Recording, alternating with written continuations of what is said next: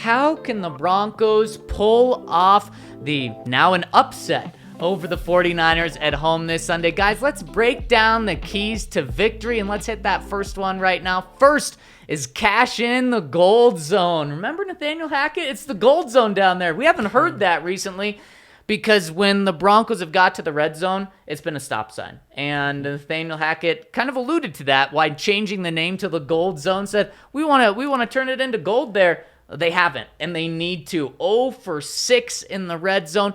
Russell Wilson this past week was 0 for 5 throwing the ball. When they've been in the red zone, I believe the number is 17 passes to 4 rushing attempts. 17 passes to 4 rushing attempts.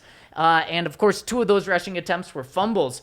You got to have more balance there, and you got to be doing it, and don't be afraid to tell them that you're running the ball. Don't be afraid to put Eric Tomlinson next to Eric Salbert, next to Calvin Anderson, who's brought in as an additional offensive lineman, and run the ball with Javonte Williams. The Broncos have to get a little more lucky in the gold zone, but they also have to play better because Courtland Sutton, his foot's just a little bit out. And we heard Russell Wilson talk about this today, and what Russ said when asked about the red zone problems was he said, "Yeah, we've had some struggles, but there's a lot of good things here." And what Russ did was he went through 5 of the 6 drives the Broncos have been in the red zone and said pretty much how all of them should have been touchdowns and how they should be 5 for 6 in the red zone. And I view that as, okay, they're close. And we've talked about that, how close they are to touchdowns. A couple of media members, actually, but one specifically said, oh my gosh, that's delusional.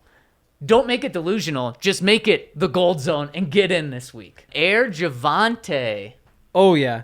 They got to start throwing the ball again. It worked out so well. And there's a couple reasons for that. I mean, first of all, this defensive front for the 49ers might be the best in the NFL. We don't need to dig into that too much, but it has a real claim. When you have Nick Bosa, Eric Armstead, Javon Kinlaw, Samson Ebukam apparently is now really good. Those are just the starters, and then you get into the backups. But it's just crazy. And Fred Warner, it's going to be really hard to run the ball.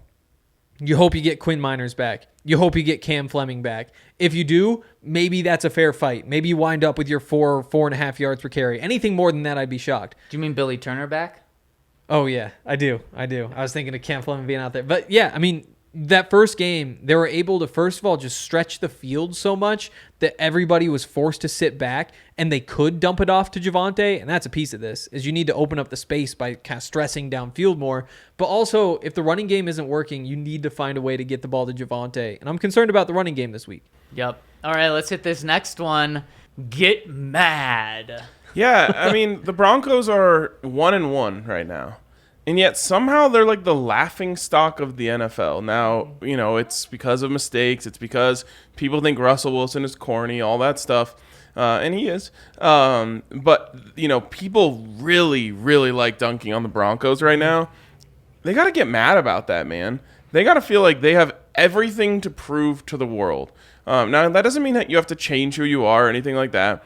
But this is your bulletin board material. And it is everywhere. And anywhere you look. And I hope that they look at this and say, let's prove them wrong.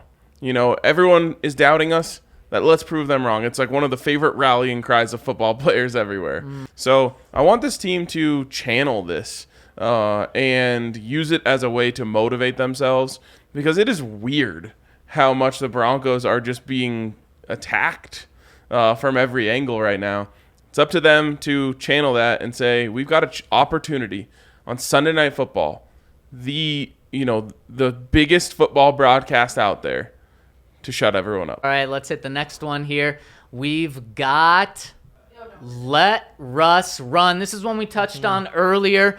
But Russell Wilson, you did not give him $245 million, give up 2 first-round picks, give up 2 starters and Drew Lock to just have him be a different player than he is. He is not 40 years old. When he is 40 years old, yes, he's not going to be the quarterback that he's been the past couple of years. But right now, he is still mobile. Now, I'm not saying have him run 10 times a game. I'm not saying you have to have a bunch of designed runs for him. But if you are going to line up in shotgun within 5 yards of the end zone, there has to be an option for him to run, and there hasn't been that yet. Nathaniel Hackett wants his career to go a long time, so he doesn't want him to get hit.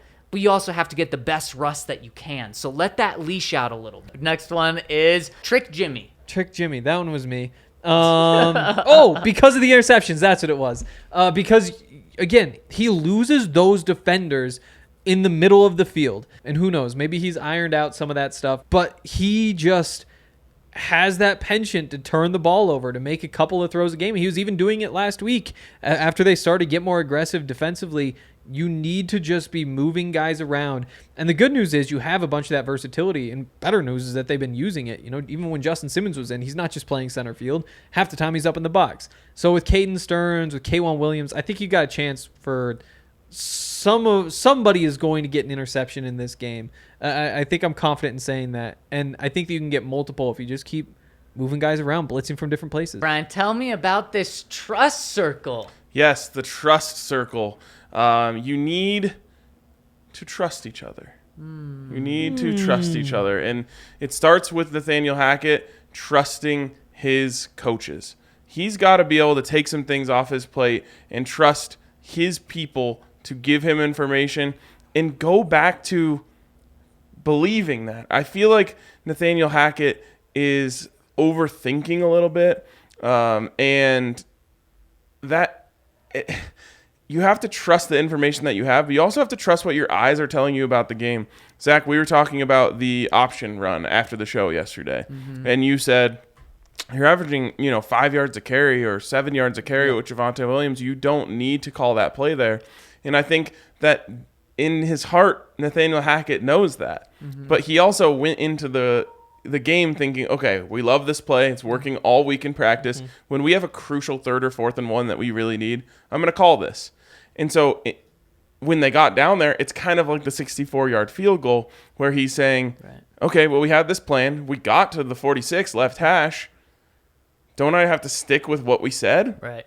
And instead of just being like, I trust my gut here, which tells me we have Russell Wilson. We should go for this and get closer, and we have a minute and 3 timeouts. Same thing is, we're crushing them. We don't need to pull this play out now. That's what my gut tells me, but I came in. So trust yourself, trust your coaches, trust your guys to go out there and make plays.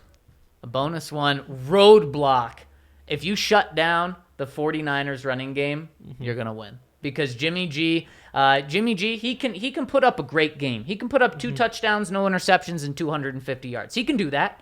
But he's not going to put up 300 yards, 300 touchdowns, or three touchdowns. What he can also do is 1 touchdown, 1 interception, and 154 yards.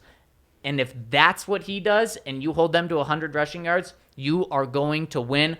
Kyle Shanahan is going to run the hell out of a ball. Right now, they're a top 5 rushing team in the NFL, and it doesn't matter who their running back is. And that's one of the things that his dad was so good at, too, that he picked up from his dad. Shut that down, and the Broncos win the game. All right, and then final one. I think, Hank, you'll really like this one as well. It is...